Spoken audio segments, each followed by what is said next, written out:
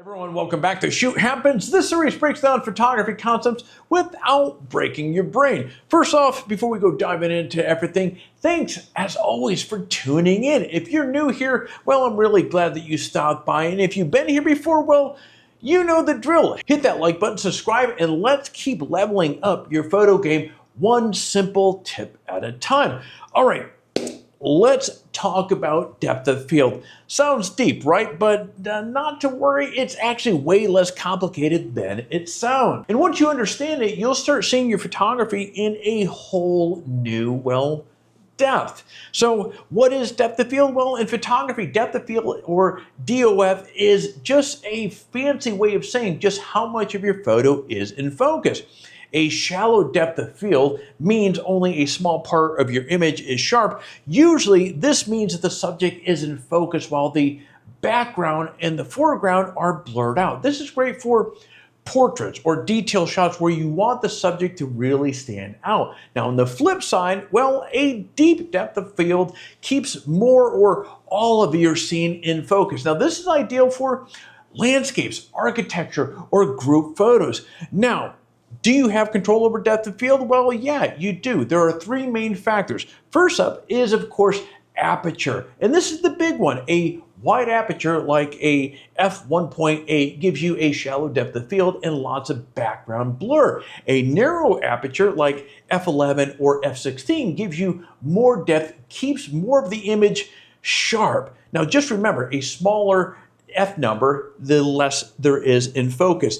Second, the distance to your subject affects the depth of field. Now, the closer you are to your subject, well, the shallower the depth of field becomes. So step back and more of the scene will appear in focus. So if you're shooting a flower up close with a wide aperture, expect that dreamy oh-so blur. But if you're shooting a mountain range from hundreds of yards away, even at f4, more will be in focus. Then third, we have focal length. Longer lenses, let's say like an 85mm or 200mm, compress the scene and give you a shallower depth of field. Wider lenses like a 24mm tend to keep more in focus. So yeah, lens choice does play a big or have a big impact on the role as well. So when should you use a shallow depth of field? Well, portraits, product photography, detail shots, anytime you want your subject to pop. When should you use a deep depth of field? Well, think landscapes, cityscapes, or anything where you want to capture the whole scene in crisp detail. And here's the great thing about this, or the magic sauce with this. Depth of field is both technical and creative. It's not just about the settings in your camera, it's about storytelling. What are you trying to get out of the shot? Seeing creatively. Think of it like this. You're using the focus to guide the viewer's eye into the shot and say, hey, this is what matters. This is where the story is at.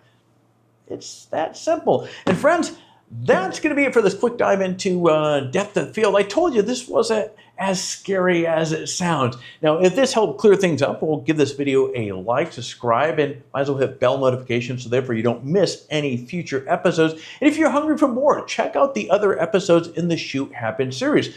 There's plenty more where all of this came from. And also be sure to check out the related links below for some more detailed tutorials on depth of field, aperture, and other fun stuff over at Photography Talk. Well, friends, that is going to be officially all I have here for you. Thanks again for hanging out with me. Remember, when Shoot Happens, well, I'm going to be here to help you make sense of it.